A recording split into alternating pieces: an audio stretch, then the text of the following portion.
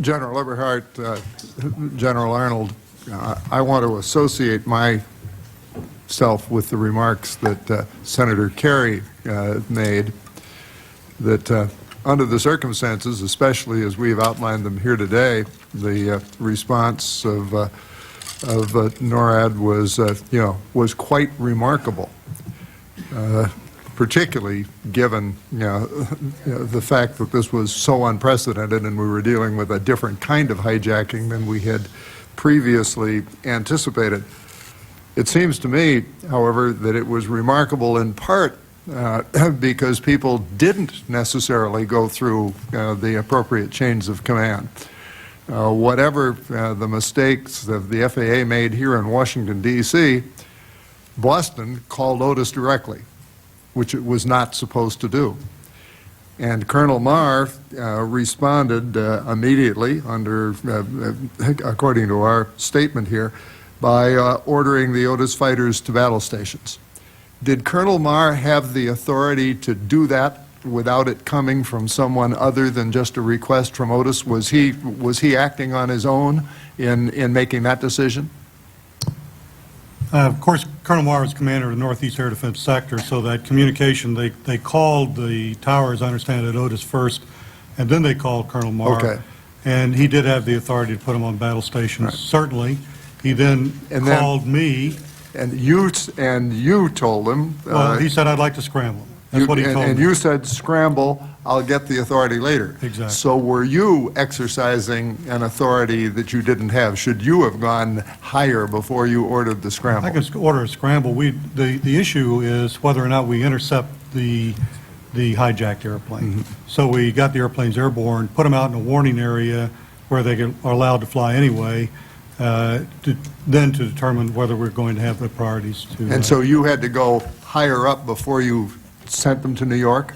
Sure. I called the General Finley, who was your DO, and told him what we're doing. He said, "Fine, we'll get the authorities." And but the fact that they were going towards New York, from my perspective, is because that's where the warning area was initially. Because we didn't know that we certainly didn't know that the hijacked airplane, even after we saw on television the smoking hole in the World Trade Center, as tragic as that was. We did not know that that was caused by one of the hijacked airplanes. Now, it's not in the report that we gave here today, but I understand from our staff that in your in a staff interview with you, General Arnold, you said that if you had deemed it necessary, you would have communicated a shoot-down order, even though you hadn't heard through the Secretary of Defense or the Vice President of anyone else if you felt that it was necessary. Is that correct? I sure hope that I would never have to come to that. I think it was a reference to United 93. Mm-hmm.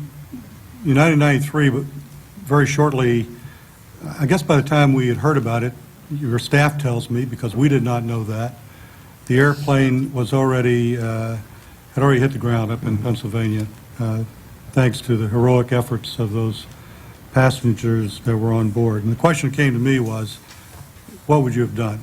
And we were, at that time, again, seeking presidential authority to shoot that aircraft down, and as we were flying towards it. So it never came to that point. But it's very typical in intercept. You try to get that airplane, get beside them, get their attention, see if they'll respond to you. And based on what had happened earlier, and we knew what happened earlier, obviously, the question came to me, what would you have done? And using some emergency authorities, and God help me if I'd ever had to do this, we would have given the order to shoot them down. And you would have been taking a huge responsibility on yourself in doing that, would you not? Would have, yes. But at that particular point in time, we fully anticipated that we would get presidential authority. Now, you saw earlier during the course of the staff presentation the very elaborate system of going up through the FAA and then down through the military before before many of these orders can be made, in theory at least. I take it, General Eberhart, that chain of command is somewhat attenuated now, and that we can respond much more quickly? Yes, sir, it is, and for a variety of reasons. I mean, we go all the way to the cockpit. In the cockpit today, if anything happens in that airplane that seems unusual, the first thing the crew does is get off a call and change their transponder. So time starts to work for us right there. The second thing that happens that as soon as there's a problem, and FAA knows we're listening on the same network, and we know as soon as the FAA knows that there's a problem.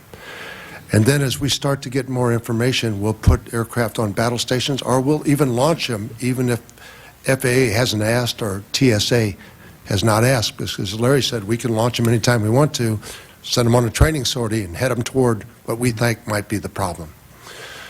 So that type of cooperation and coordination, coupled with this increased situational awareness of netting the radars, and in some cases data link, where we can data link that target right to the cockpit of the airplane, makes us much more responsive and unlikely to have the problems that we had on 9/11.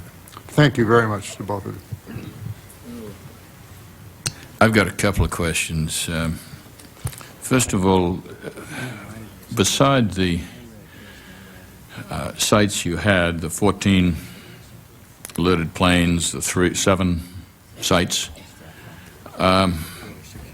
what about other assets? I mean, did you have, what about the National Guard sites, Coast Guard, Customs, alcohol, tobacco, and firearms? Or usually you think of those planes, helicopters, whatever, being alert and ready, and what about those assets? Did you have those available to you? Sir, on 9/11, in terms of the other assets, we did not track them, and we were not linked to them from other government agencies. And so we had not factored them into our air defense because we believed the attack was going to come in the form of an enemy bomber at 35,000 feet at 0.8 Mach, et cetera, and they don't have the capacity or capability to deal with that. They are now factored in. So you had no link to those other assets on that day, and you do now? Exactly. Now, no link is not exactly right. As we worked some drug enforcement issues, we worked with different organizations where that we would, if they didn't have an asset available, we would go track an asset for them and tell them what we saw, identify it, and tell them where it landed. And then it was a law enforcement issue in terms of what suspected drug trafficking. So we had that linkage through different organizations. But I think it's important to note, and it's back to the Commissioner Lehman's question, is that we have access to all those assets, but right now, if we had to go get them right this minute and have them take off, they're not armed.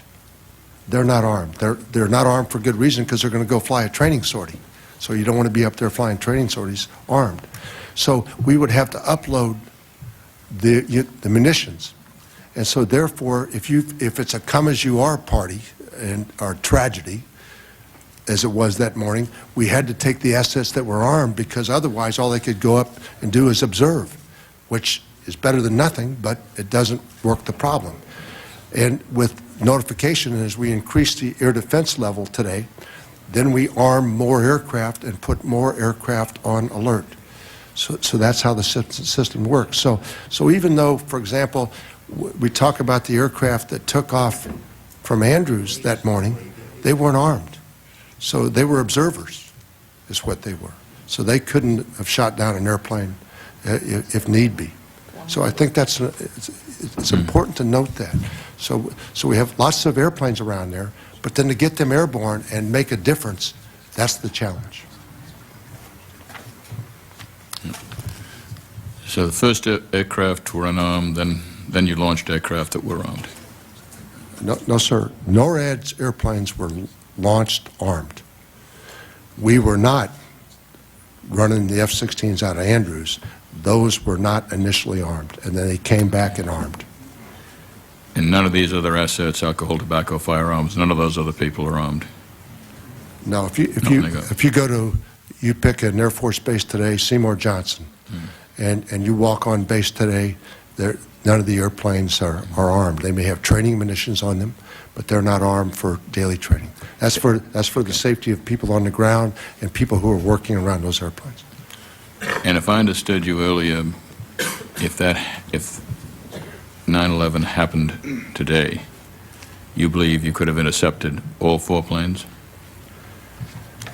Yes, sir. And we've shared these models with the staff, and the staff has looked at them, and I think they agree that when we compare the notification times and we compare the results, if you will, on 9/11, we got 6 minutes of notification time for American Airlines Flight 11. Today, we believe we would have at least 17 minutes to make that decision. On 9/11, we were 153 miles away. Today, we would be in position to fire for 8 minutes. 8 minutes that we could decide that this is a hostile act that's got its nose down.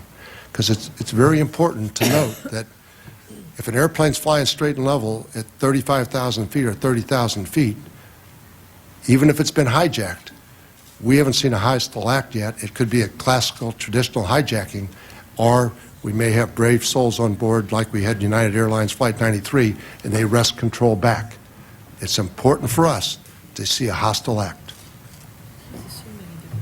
Yeah, and there was never, are assuming a different set of facts, different timelines than occurred. Yes, sir.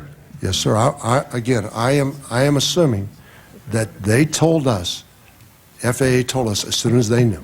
Yeah, so you wouldn't have had the 7 minutes, 5 minutes, 14 minutes, and 47 yes, minutes. That's the key. That's the difference. Was there any consideration ever of ramming any of those planes? Sir, we did not consider that because we were never in such a position to be able to do that. So that didn't cross our paths, our idea. During the Cold War, that was one of the things that we looked at in terms of enemy bombers. But I would say it was a much different airplane then, and it was an airplane where we had a very large tail hook that we would drop, and theoretically we would drag that across the cockpit of the enemy bomber. Now, I wouldn't want to be the one who does that, but if we thought that enemy bomber had nuclear weapons on it and was coming to the U.S., it's probably a last-ditch maneuver. These are much different airplanes today than those airplanes we were talking about during the Cold War, the F-06, 106, et cetera. And just in one matter, just to clarify the staff records from the staff anyway, that the planes we have that took off from Andrews were launched at 10:38. Those were unarmed, according to our staff report. Planes that were launched at 10:42 and 11:09 were armed. So the first planes launched were unarmed. According to our Again, staff report. they were not under our command and control, but my knowledge now is a little bit different,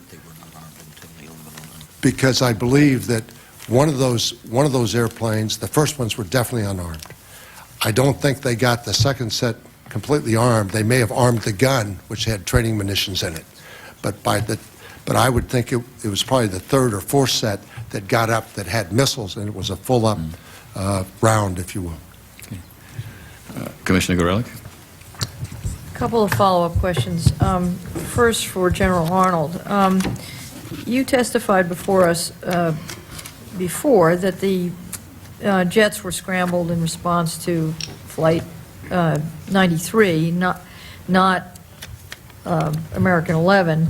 And when you were asked about... I was wrong. Yeah, but the question about that is, and I want to be fair to you and give you an opportunity to respond, you said that the reason that you were wrong is that you hadn't had an opportunity to listen to the tapes, or the tapes were not accessible.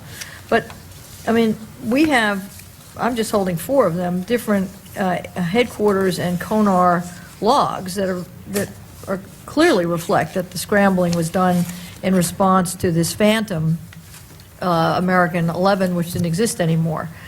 And it was your responsibility, as I recall, to do the after-action report, or to lead it, or to be in part responsible for it.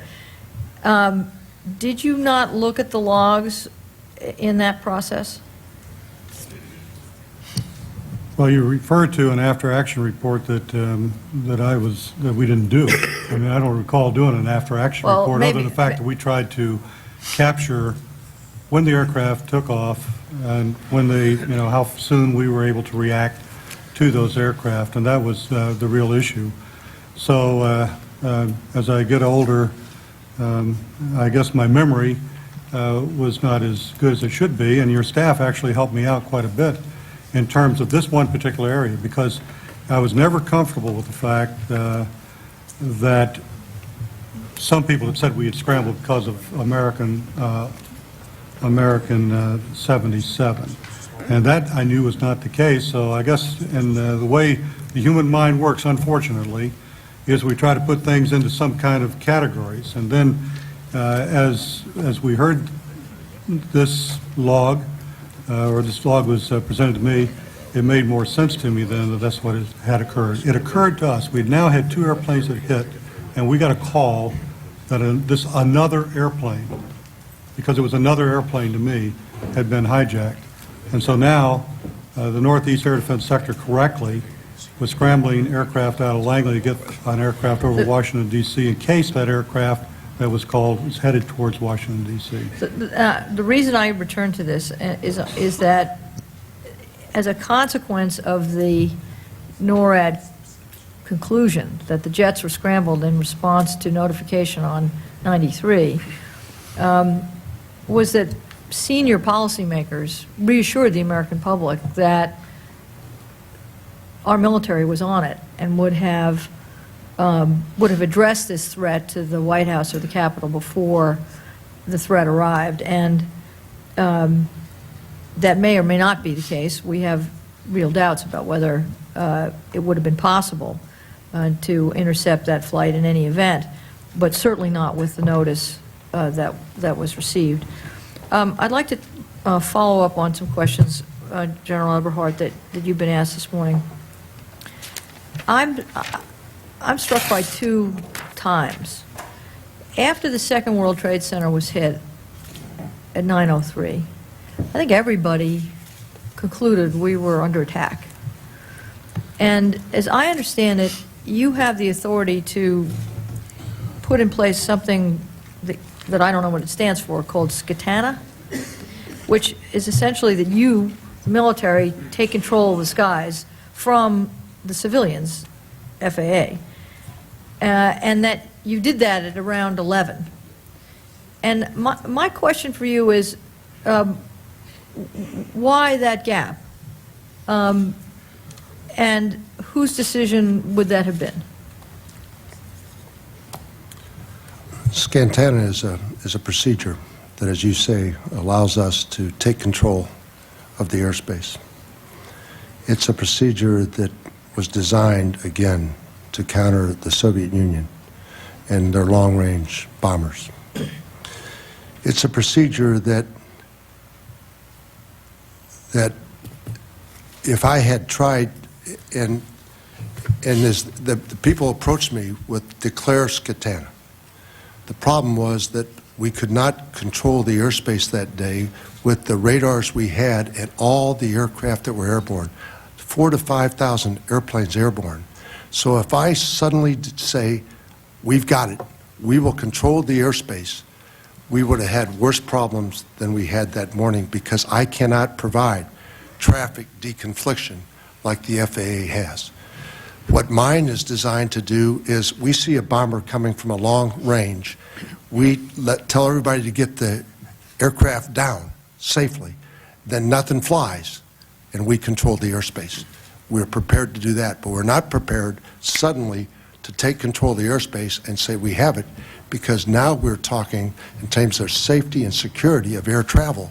We're talking about a bad situation getting worse. So you cannot... The other thing, and I have the authority to do that, but I have the authority to do it against an external threat. The second thing is that's very important to note. There are procedures in SCTANA that are, again, designed to counter long-range bombers. For example, we're supposed to turn off all the navigational aids. That morning, the last thing we wanted to do was turn off all the navigational lights. You turn them off so the enemy bombers can't use them. But we don't want to turn them off so that the airplanes can't land safely. We don't want to turn them off so that law enforcement and Flight for Life can't fly. So what we did, and you said we executed it, but I think it's very important to note that when we executed a modified Skatana. And that's what I told them is I will execute Skatana once you have a modified Skatana that clearly delineates the lines in the road and doesn't cause a bad situation from getting worse. So our Skatana said, leave the nav aids on. Our Skatana said, FAA, you still control the traffic that's flying. Our Skatana said, law enforcement and Flight for Life can continue to fly. We don't want to ground them during this terrible tragedy. And then procedures for getting waivers to fly. So we had to take that procedure and modify it to this horrific act that occurred on 9/11. So another needed improvisation on your part, because this was a scenario that we had not planned for. I don't say that to pat myself or ourselves on the back, but that's what we did. Thank you.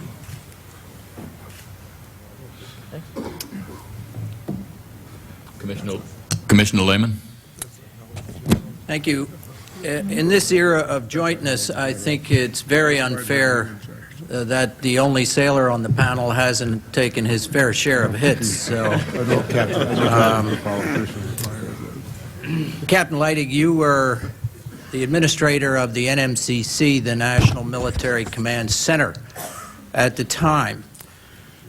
It's still confusing to me from the records of our staff at the tactical level who really was in charge, whether it was NORAD or whether FAA saw it as the NMCC, whatever the NMCC is as an entity.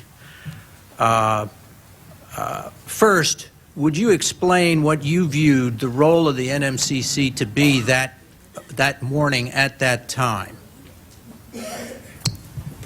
Yes, sir. In the National Military Command Center, I was the Deputy Director for Operations, so I was the Senior Watch Officer in the National Military Command Center. Initially, when the first plane was reported on the news to have crashed in the first Trade Center tower, the National Military Command Center was primarily a means to notify senior leadership that, in fact, an event had occurred. After the second aircraft impacted the second tower, the command center then became a focal point for coordinating information flow. And at that point, I convened by the procedures that existed on 9/11, I convened a conference called a Significant Event Conference. And what that does is that brings leadership and combatant commanders into the conference to start discussing what action should be taken or might be taken. And so at that point, I as the Senior Watch Officer, then control a conference that gets all these folks on the phone. FAA was tried to be included in that conference, and we had difficulty throughout the morning getting them in the conference, and that hampered information flow to some degree.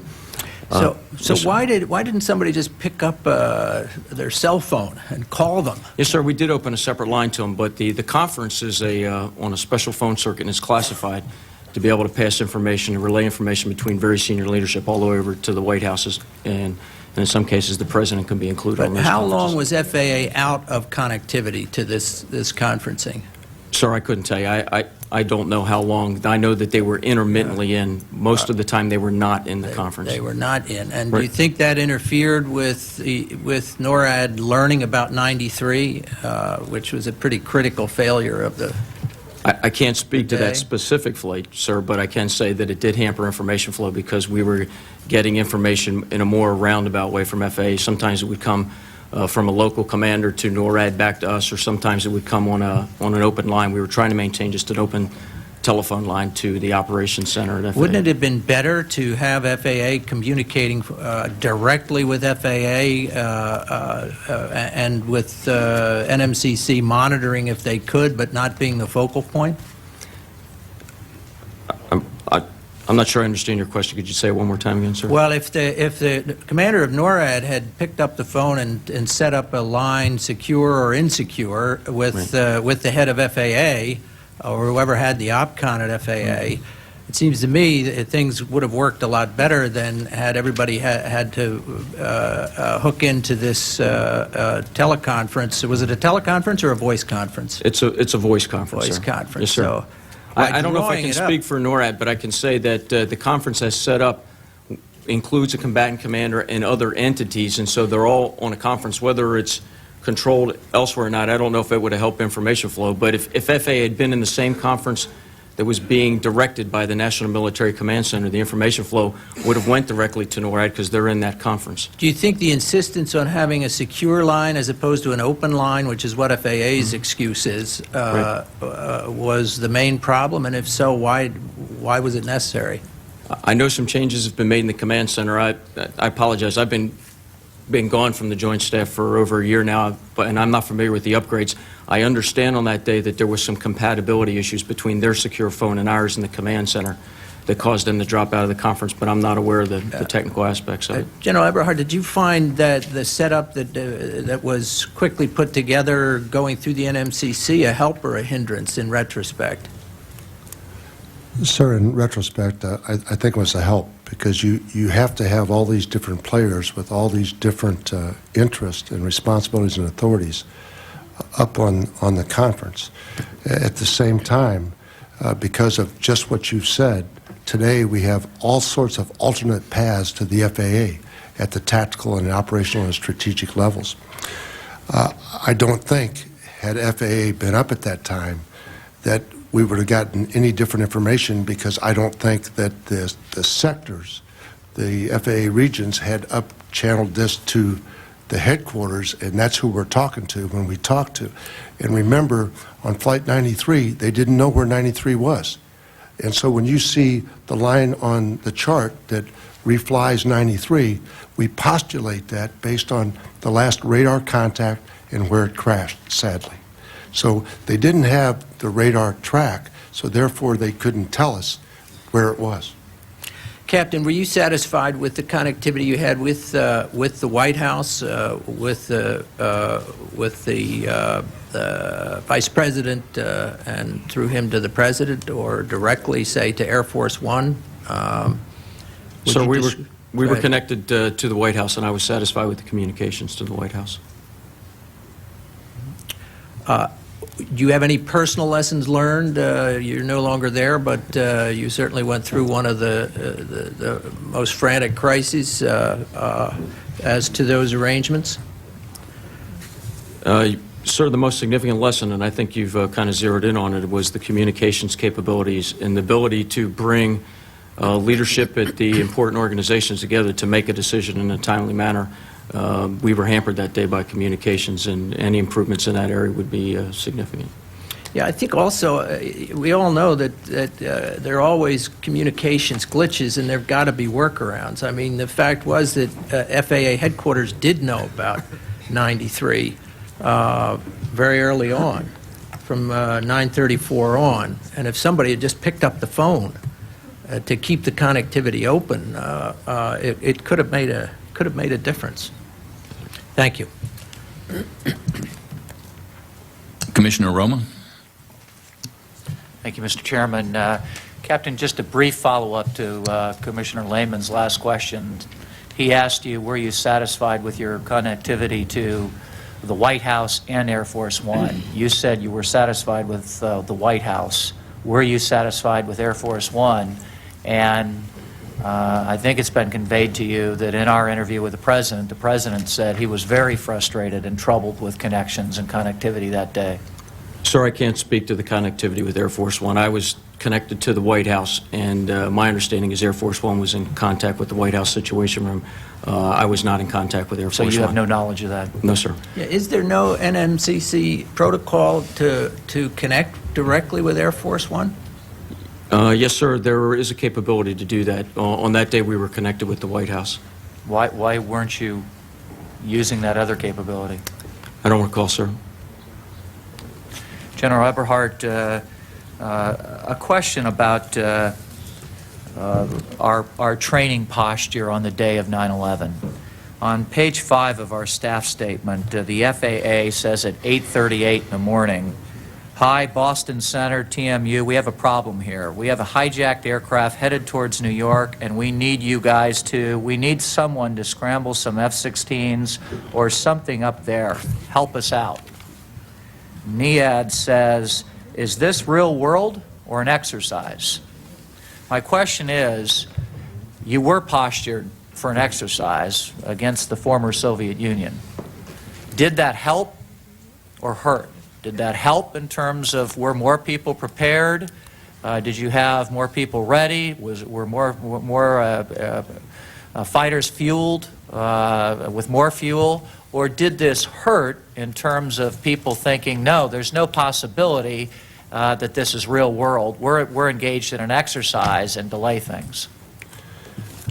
Or did it have both impacts? Sir, my belief is that it helped because of the manning, because of the focus, because the crews, they have to be airborne in 15 minutes, and that morning, because of the exercise, they were airborne in 6 or 8 minutes. And so I believe that focus helped. The situation that you're referring to, I think at most cost us 30 seconds. 30 seconds for Well, that. that's what we have recorded. I just wondered if there was more of that down the line. No, it became painfully clear, Commissioner, that this was not an exercise. Thank you, Mr. Chairman. Our last questioner for this panel will be Commissioner Benveniste. Yes, I'd like to first relay information again from our staff report, and so that there is clarity in the record.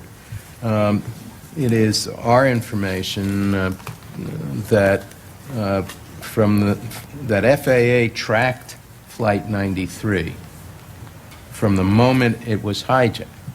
The problem was that it did not communicate the hijack information to NORAD, so that NORAD was in position with unarmed planes over Washington and the Cap at some point. Armed. First unarmed, and then First armed. First armed. and then the Andrews planes We're unarmed. were unarmed. 30 minutes later. Okay, so the point is that whether or not, well, because the shoot-down order had not been communicated, whether or not those planes could have been, that plane could have been intercepted and shot down was a matter of speculation within our staff report. So with agreement on that, Sir, I believe there is a time there where FAA lost radar contact with this airplane.